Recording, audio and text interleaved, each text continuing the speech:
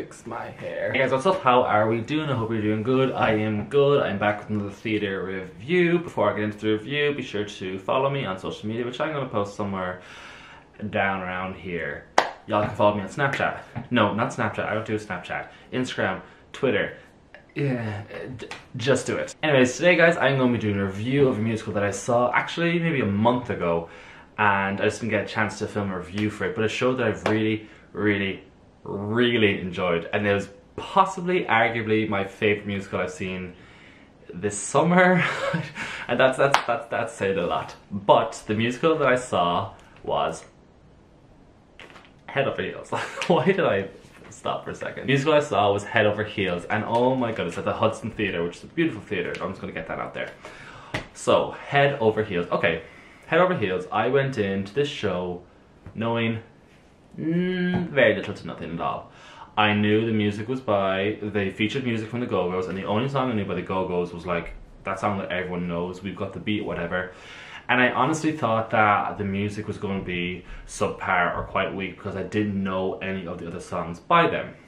So I went in knowing very little about the show. I knew some of the cast, and I knew of Bonnie Milligan, who is a queen.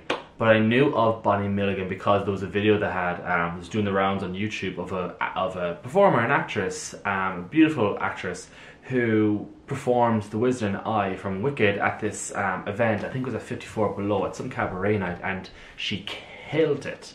And I remember seeing this video a couple of years ago, and I kept thinking, oh my god, I need to see this girl on Broadway. I need to see her as Elphaba in Wicked. And finally, she is originating a role in Head Over Heels. So that's all I knew about the show going into it.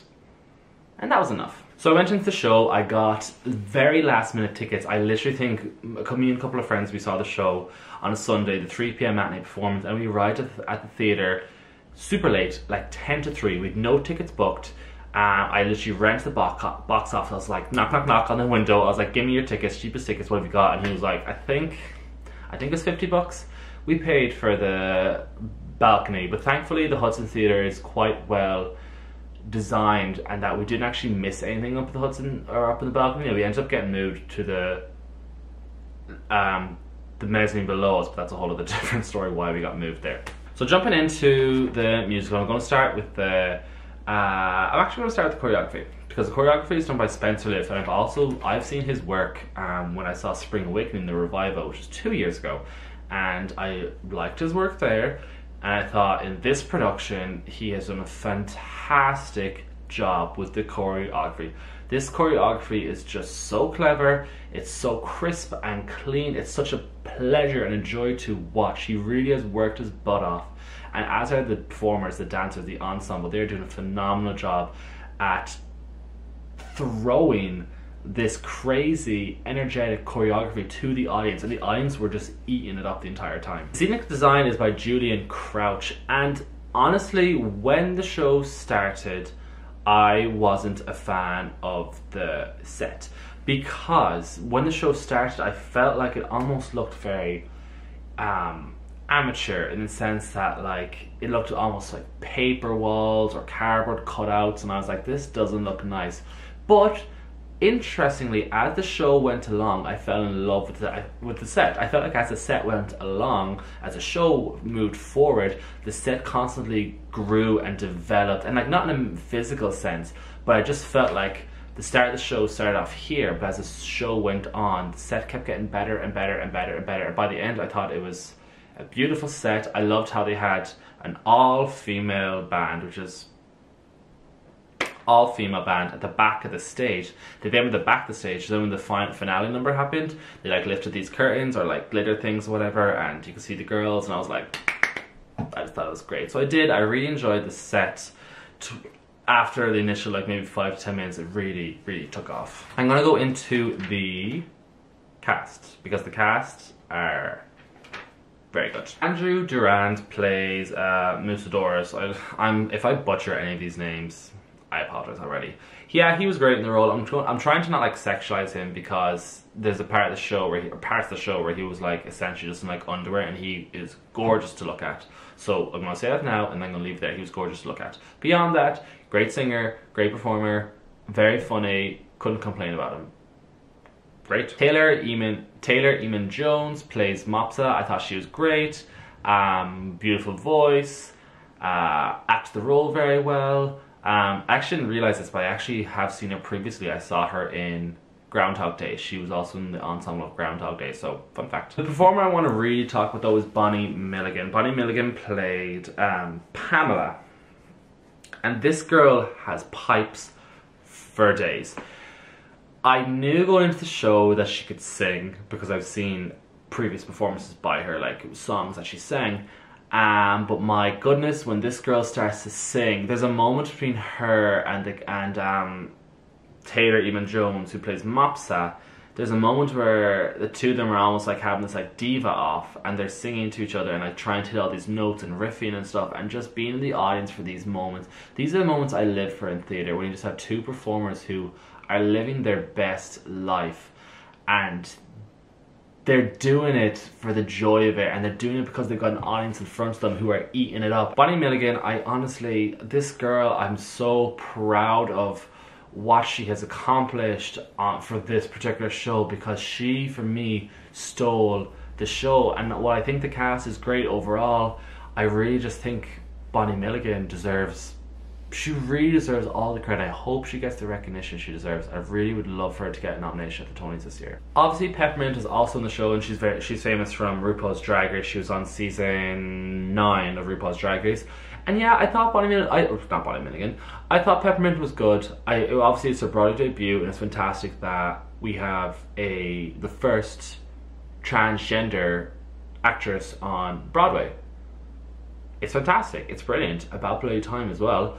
But I mean, she was good in the role. I don't think she was the best in the role. I thought she did a good job of it. I feel like towards the end of the show, she really got into the role. I think it took her, I don't know, maybe I saw her in a little bit of an off performance, but I think I expected a little bit more out of Peppermint, but I did enjoy her performance. The last person I'm going to talk about is Rachel York. She played the mother of the family, and she was great. She has a great voice. I couldn't fault her.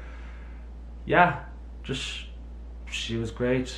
The story for the show is really, I don't want to say groundbreaking, that's probably not the right word to use for it, but what I loved about this show in particular was firstly, how diverse the cast was. Secondly, how queer and how LGBT friendly this musical was. So in a nutshell, the story is basically about this family, and the father hears a prophecy of so-and-so, certain things are going to happen when these certain other bits align into place. And I'm just going to say spoiler alert, so spoiler alert, maybe skip over this for like a couple of seconds. But basically, they have two daughters. The youngest daughter has fallen in love with this shepherd, and obviously the king doesn't want that to happen because he's a shepherd, he doesn't have any money or whatever. The eldest daughter, is currently looking to get married, so they keep trying to find all these guys for her. But what she doesn't realize is she's not into any of these guys because she's actually into girls, and she ends up starting a relationship with her helper, essentially. And it's a really, really cute relationship. But then it's actually, the show is actually hilarious, because then what happens is the guy, remember the shepherd? He starts dressing up as a girl to get closer to the girl he actually really likes. But in the meantime, the father of the family starts to fall for the girl who's actually the shepherd, and the mother starts to fall for the for the girl, because she figured out that he's actually a guy. And it's just, I'm smiling because I remember laughing so much throughout this show. The show was honestly hilarious. The book is by Jeff Whitty, and honestly this show was so funny. I don't know when I've laughed this much. And like I saw Mean Girls this summer. Mean Girls is a very funny show, but honestly I think this book is better. It was hilarious. Couldn't stop laughing. The only thing initially was when the show started, I wasn't really feeling the whole Shakespearean dialogue between them. I kind of found it hard to understand what was going on initially, but then as the show moves along, it ends up almost being a satire, and it becomes ironic and funny, and like they're saying all these things, and like it's like they're almost deliberately trying to make fun or poke fun at this Shakespearean language. Overall, I really enjoy the show, and it's sad because the show isn't doing that well in the box office, and it irks me because this show is everything that's currently needed on Broadway. It includes the diversity, the inclusivity, and like, you know, the LGBT issues, and it's just, when this show closes, because it's inevitable with the way the box office is currently looking, it's going to be such a mistake, because this show, of all the shows I've seen in the last while, this show represents so many people. And for me, coming from the LGBT community, it's not very often that you see appropriate portrayals of people in your own community. You know, in this show you have two women who fall in love with each other, and you see slowly how initially there was the awkward stage of, do I like her, I don't like her, I don't like her because I like boys. And then it'll be sad when the show closes, because it's the kind of show that young people need to see. A lot of people need to see a show like this, because it really appropriately deals with these topics and issues. I'm going to wrap up the review there. Again, I adored this production. I would see it again in a heartbeat, and I'm planning to see it again very, very soon, because it was really that good. The music is great, the set is great, the book is hilarious, the cast are killing it. I cannot fault this show. It's just that much fun. Take my word for it. And actually, all my friends that came with me, a group of about 6 of us, saw it, and we all agreed by the end of the show, we all said, we gotta see the show again. Like, it's that good. Anyways guys, I hope you enjoyed this review. Be sure to like, comment, and subscribe. Let me know if you actually saw Head Over Heels. Throw your comments down below what you thought of it, and I'll see you guys next time. Bye.